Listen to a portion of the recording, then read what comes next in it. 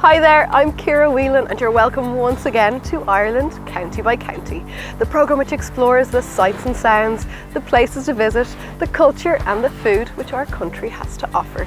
This time we're paying visit to a county where time moves at a slower pace. Known as a rural haven, I'm here in the northwest of Ireland to tap into the relaxing rhythm of life that touches everything, from its breathtaking mountains to the rambling River Shannon. The array of scenic spots here will put a smile on the face of anyone who visits.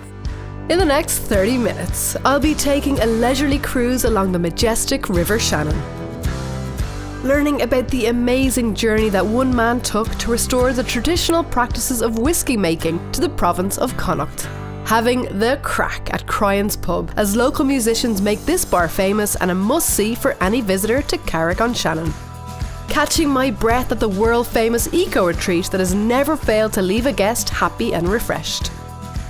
All this amidst the spectacular scenery snuggled between mighty Eagles Rock down to the short, magnificent coast.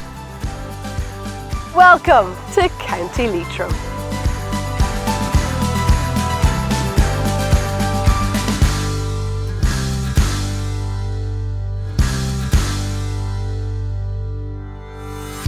I'm starting my journey around Leitrim in the county town of Carrick-on-Shannon. Though the smallest county town in Ireland, it's fair to say that its personality is one of the biggest. Sitting against the river, the atmosphere in Carrick-on-Shannon is a beautiful blend of people and nature. From being home to one of the oldest rowing clubs in all of Europe, to the town's gorgeous river loch, where lockkeepers manage the water levels for boats, everything intertwines with the other. To best get a sense of just how special this county is, you really do need to get off the land and onto the water. Carrick-on-Shannon is considered to be the home of Irish cruising, and it's not hard to see why. I'm here at Carrick Craft to meet with Skipper Pork, who's going to tell me all about it. When you're coming back up here, you'll be actually taking that one. Okay. We'll let you through this I'll one. be taking that one? I'll let you take that one. Oh no. This is amazing, that view. As you look in front of you here, there's your first green marker, there's the little bubble there. So we're staying to the right hand side of this. So because if somebody else comes up, they'll pass you on the left. Okay. So it's port to port, port is left. Port, when you're talking inside my brain's going, I better take this in because I will have to drive this. Well, I'll drive down there for you. Okay. So people usually rent the boats for what, a week? You can go the minimum of 3 days to anything after that, a week, 14 days, whatever. And then every morning you wake up, you're somewhere new. You're somewhere new and there's nobody pushing you out of the place. You can stay as long as you want. It's not like your hotel room. You have to get up and go and gone. No check-out. Or no check-out, or come down for 10 o'clock for your breakfast or anything. You can lie in. Yeah. It's really easy to see where you are actually. It is. It's quite good. What some people do is bring a pencil and just tick off every place they're going. And you're determined by locks because of the water heights, different levels in the Shannon. So they're open every morning at 9 o'clock. But they close for their dinner from 1 to 2 and they close each night then at 8 o'clock. So you have to be at that, they close, no navigation at night. Okay. Everybody must be moored up between 6 and 8 o'clock at night. And Pork, what do you think it is that people love so much about a holiday on the Shannon? Everything just slows down and everybody's so friendly to you. That's the most thing, everybody says everybody's friendly, everybody's waving, chatting, and especially trying to moor up and park. People come over and help you. You're not left stranded. Okay, so if you're, novices, for example, if you're really bad at parking, somebody will help you. There's always someone there to help you and guide you. Just hold it at that for a second. A little slightly back to your left. Now you're getting it.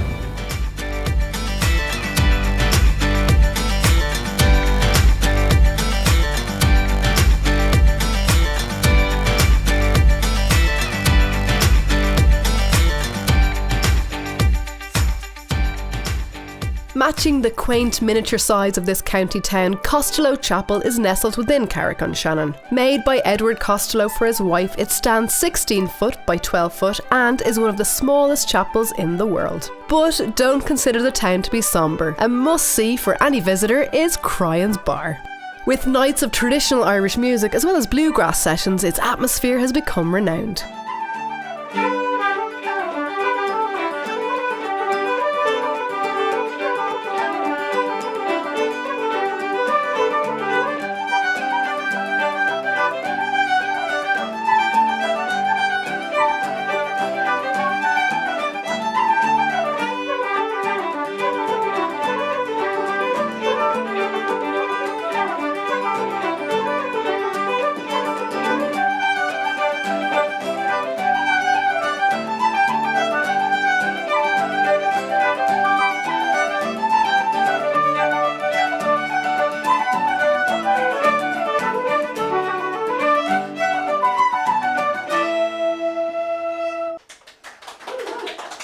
John, that was absolutely magic. Incredible, I could listen to it all day. Question, can you play or listen to music without tapping your foot? It's always good to have some sort of a physical metronome, and a guitar player can do it easier said than a flute player can, because you're swinging your arm, whereas no, I don't think. If you're playing it without tapping your foot, you're really just waiting for somebody else to keep the time for you. Carrick-on-Shannon is renowned for the crack, really. I love the fact that you can be relaxing on the Shannon, but you moor up and you're in here in 3 minutes. Carrick-on-Shannon is a lively town in itself, and sort of a hub for County Leitrim, both for culture and for tourism and industry. And Cryan's Chock Kill, Chock meaning house and Kill meaning music, music house. This must be an amazing place to play. This particular house here, Liam Cryan's Chock Kill, is a sort of an institution of music. Every town in every county has a couple of houses that there are music in, but this would be one of the big ones in the country. So everybody who's anybody in traditional music has played here in Carrick-on-Shannon and Cryan's. You could walk in the door here of an evening and see Sharon Shannon drinking a pint, listening to Frankie Gavin playing in the corner. Anybody could be here. It's phenomenal, really, how loved our music is all over the world. It's really amazing the fact that we have our own culture from a very small part, and we're only a small amount of people in the world, and it's unbelievable how many people recognise traditional music as being the sort of halo of our culture and of our tradition. No matter where you go in the world, somebody knows an Irish band, Irish musicians. They recognise the buzz and the drive from Irish music, and they can sit down there any Saturday night during the summer, and there'll be Americans and Germans and Swedish people all sitting there, you know, entranced with Irish music. Are they tapping their feet though? It's infectious, as I say. Before the night is out, they're tapping their foot. In 1749, when wealthy Englishman Nathaniel Clemens bought 10,000 acres of Leitrim land, he had dreams for a magnificent castle. Dying before his dream came true, his estate went to his second son and soon-to-be infamous Lord Sidney Clemens. Inheriting his father's land and taking the title Lord Leitrim, Sidney Clemens became a notoriously merciless landlord. And those working for him saw no better attitude, being forced to stand on a big stone under a tiny window to get paid. But no crime goes unpunished, and his cruelty caught up with him when he was assassinated on a trip home. Despite the grisly demise of Lord Leitrim, the castle stayed in the family and saw an extension of a brand new wing. Lochrin, it's a lovely place to come and stay or to just sit by the fire, but this is no purpose-built hotel. Well, the building itself was extended a couple of times. The original house here was quite small. The first Earl didn't live that long. The second Earl took over the estate, and he didn't have a family. There was some confusion as to who was next in line. So we ended up getting William Sidney Clemens, the third Earl of Leitrim, who possibly was one of the most infamous and notorious of the landlords. And what made him so notorious? He evicted at will. If he decided on something, he would see it through, regardless, even though sometimes he was wrong. I don't know about you, but I've never sat in a fireplace before. Tell me about this. The fireplace is as was. They brought over an Italian designer to put in all of this. And at some stage during the construction of the fireplace, they must have ran out of money, because there's a piece here over the fireplace here where he had just started to build, but the check must have bounced because he left it, and there's one little piece left, and it was never finished. It's not finished, but it's pretty nice. Yeah, it might be a little bit OTT for the size of the room, but having said that, didn't mind a bit of extravagance that time. But Lochrin also has another great attraction for visitors, falcons. This is Odin. He's a male harrishawk. He comes from Arizona and Canada. Arizona, is what Arizona, you're saying. yeah. And he's the only bird of prey that hunts in a pack. Yeah, so I use him here at Lochrin to entertain guests. Tell me about the experience. I just facilitate it. It's actually the guests that fly the bird. So it's very up close and personal, and even young people can do it, you know. It's a fantastic tool for educating them in the world of falconry and the way we used to live 4,000 years ago. When I was much younger, I would have loved to have been able to do something like this. So this experience isn't like where you do a show or something. This is fairly hands-on. Darren, thank you so much, and Odin, thank you so much. It was a pleasure to meet you. You can't possibly come to Lochrin Castle without taking in the views of Lochrin. And sitting here in the Blue Room having an afternoon tea is a pretty perfect way to do it.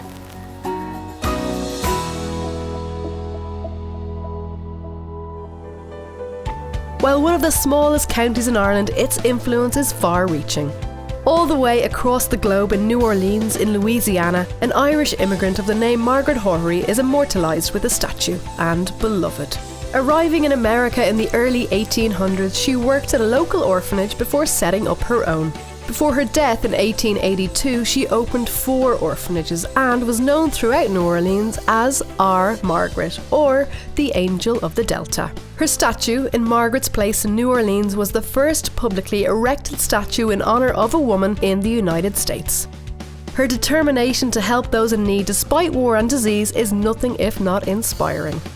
But the apple never falls far from the tree, and here in her hometown of Carrickgallen, I'm here to talk with Helen Corcoran to find out more about her story. Helen, Margaret of New Orleans, an incredible woman with an incredible story, and it all starts here. It all started here on Christmas Day in 1813, the day she was born, to her parents Margaret and William Gaffney. They lived here in this small little cottage on a very small farm. But then they emigrated to America. They emigrated in 1817 because in 1815 there was an eruption of a Tambora earthquake out in Indonesia. 1816 was known as a year without a summer. It was like a mini famine, so the family decided to emigrate to America. And where does her story take us then? In 1835 she married her husband Charles Horry, a man originally from Cork. They decided to move from Baltimore down to New Orleans. Unfortunately, shortly after him arriving, he died. Now, they had a little daughter, Frances, and shortly thereafter too, she died. So once again, Margaret, at the age of 23, was left on her own. She was, of course, heartbroken, and the priest, all she said to him was, "I just want to hold children in my arms." So she got involved with a Sister Regis who owned an orphanage, so she started to work there. She kind of advised them perhaps to get some cows, and so they got the cows and they started milking, and it wasn't long until they were making a profit from milking the cows and selling the milk. A lot of sadness was in her life, but I think that may have made her a strong, independent woman that she became, and an entrepreneur, and just worked totally to help others.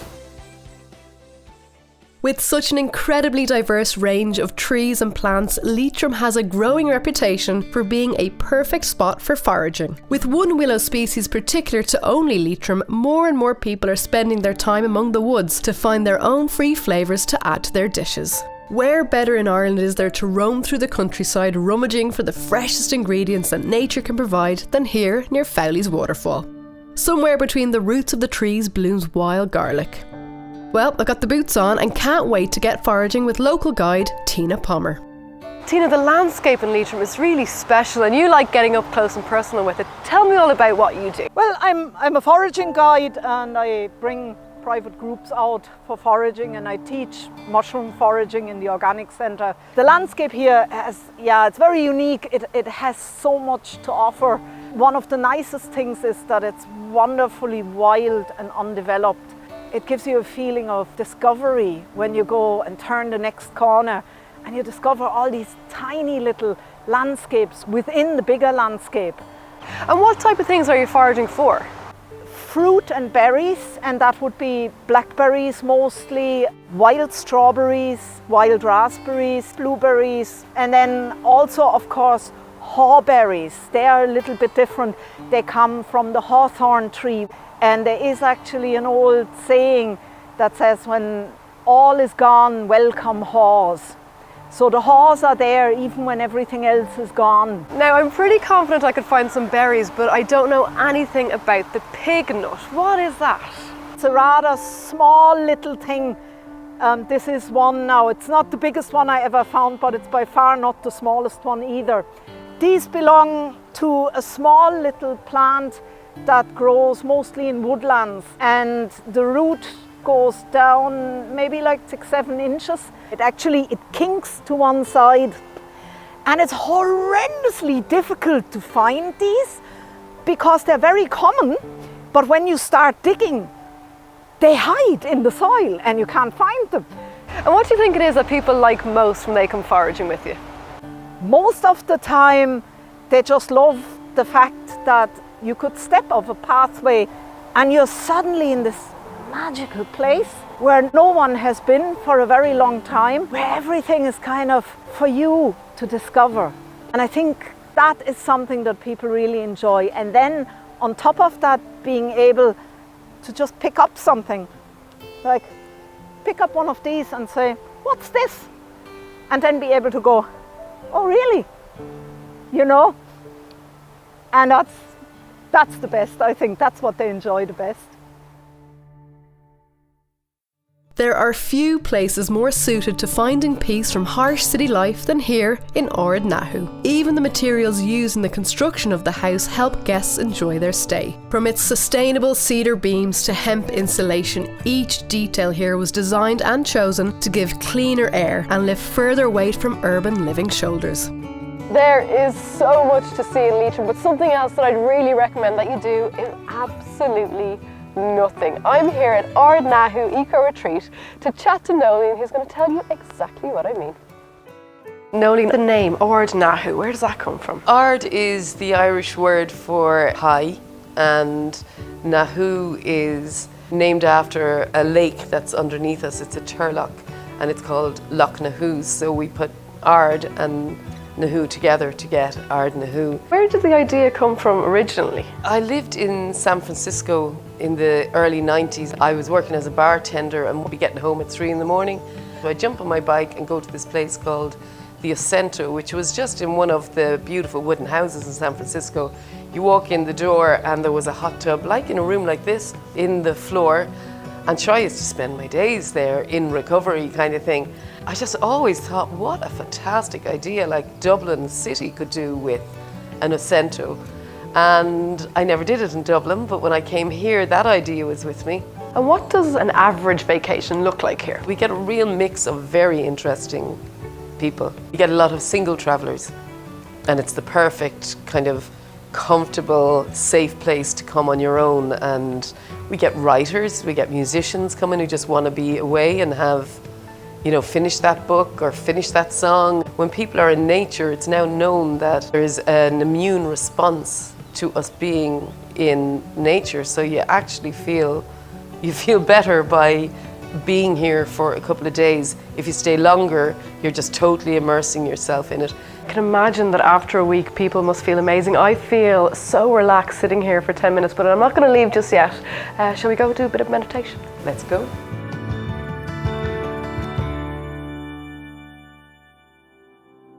With its picturesque lakes, rivers and canals, the inland waterways of Leitrim are the perfect place to explore this unspoiled corner of the Irish countryside.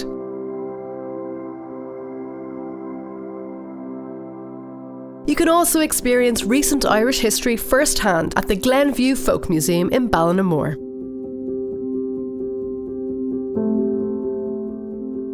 Another place not to miss is the birthplace of Sean McDiarmid, a leading figure in the Irish struggle for independence, who was executed in 1916 by Crown forces for his part in the Easter Rising. I'm travelling now along the picturesque Shannon Blueway. With a brilliantly beautiful walkway constructed over and along the river, it gives a unique perspective of the landscape around you. But the beauty here isn't restricted to hikers and bikers. All of Leitrim's stretch of the River Shannon is a paradise for any angler. With coarse fish like bream and perch to game fish like salmon and trout, fisher folk of all skill level can and will have fun here. I'm keen to talk to seasoned angler Shane O'Reilly. Shane, Leitrim's not short of activities, but fishing, how did you get into it? Fishing tends not to be perceived as being active, but it's probably one of the most relaxing things that you could do. That's what attracts it to me, because sure, you can run around and you can go hill walking, etc, etc. What are you going to do when that's finished, except sit beside a river or a lake and do a bit of fishing? And this is a pretty nice place to fish too, isn't it? It's fantastic. No, it really is. When you look at Leitrim on the map and you see all the lakes and rivers in it, I mean, it's just full of them. So if you ever wanted somewhere to come and fish, Leitrim is one of those places. And tell me about where we are now.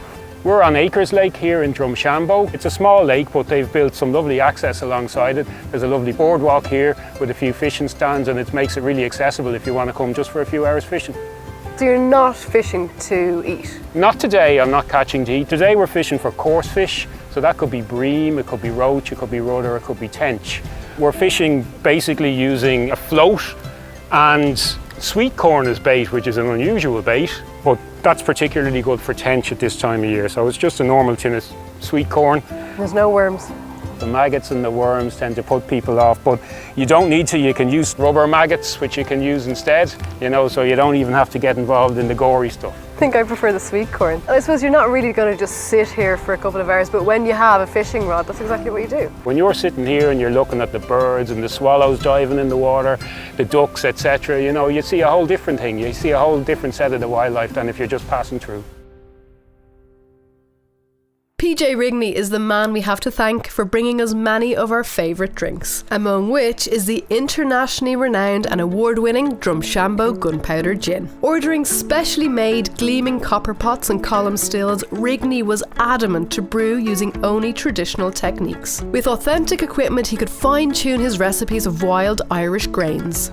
The province of Connacht went over 100 years without their own distillery, so whoever was going to open one needed to make sure they did it right. That person, with his curious mind, was Patrick Rigney, and I think you'll agree that his distillery, The Shed, is worth waiting for. Pat, this isn't exactly what I had in mind when I heard I was coming to see a shed in Drumshanbo.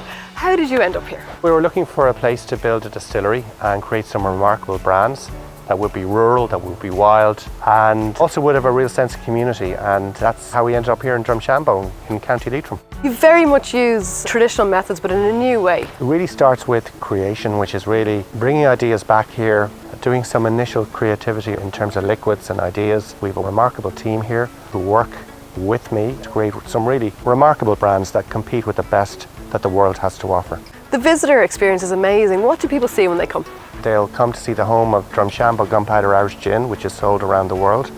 They'll get to experience how the brand is distilled. They'll get to go on a journey of the curious mind, and they'll get to also understand how we make whiskey here at the distillery, ending up in the beautiful glass house for a cocktail or in our cafe for some food. It's a day out, and hopefully one that they'll all enjoy. What is your favourite product? On a summer's day, Drumshanbo Gunpowder Irish Gin is my favourite, maybe the citrus on a hot day, and then in the winter time it's certainly Drumshanbo's single pot still Irish whiskey. We make it with oats. It's very unique, very special, and got awarded in the US the top 20 whiskey in the world in 2020 by Whiskey Advocate, so that's pretty cool for a new distillery. I'm getting a cookery masterclass from Sham Zouri, who specialises in combining exotic Asian ingredients with traditional Irish cuisine. So Sham, we're going full Irish but with an Asian twist. Box is basically a potato pancake, and every household in Ireland will be familiar with it, mainly in Leitrim will have it. So how do you make it? Right, okay, so basically I have a mashed potato, a bit of flour. You can adapt them into a gluten-free flour if you wanted to. You strain it off, the potato. So you don't want the water, you just want to take the starchiness out of it. Okay, so if you just want the potato, it's a combination of a dish that I use good Irish history ingredient into it, and a bit of a scallop and a bit of Asian influence into it, you know? So that's that.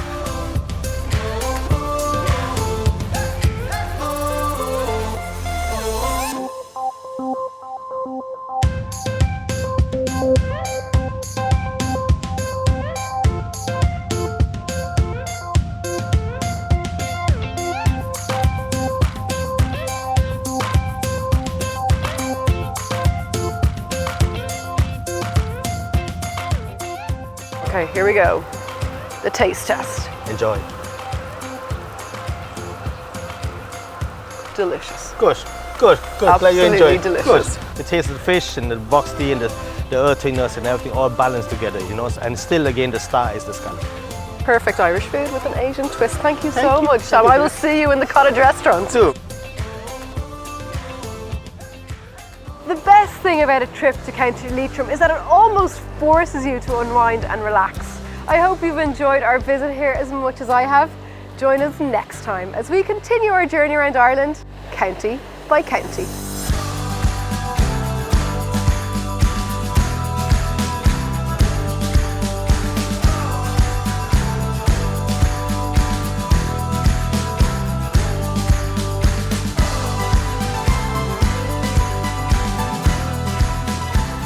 Ireland County by County is brought to you in part by Leitrim County Council, Leitrim Tourism, Ireland's Department of Foreign Affairs, the National Parks and Wildlife Services, Board Bia, the Irish Food Board, the Department of Housing, Local Government and Heritage. CIE Tours, sharing the magic of Ireland for nearly 90 years.